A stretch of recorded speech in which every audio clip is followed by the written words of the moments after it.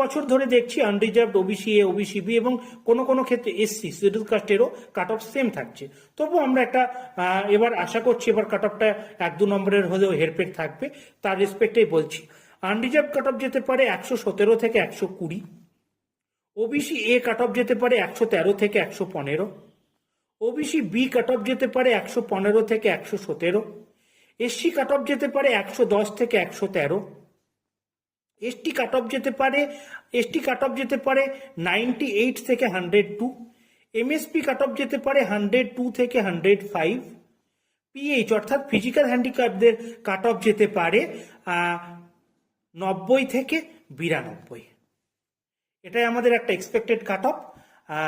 আশা করছি এটা দেখে কেউ ডিমোটিভেট হবে না। হয়তো মনে হতে পারে একটু হাই কাট অফ বলা হচ্ছে আমাদের চ্যানেল থেকে, কিন্তু কেউ ডিমোটিভেট হয়েও না, তোমরা পড়াশোনা চালিয়ে যাও।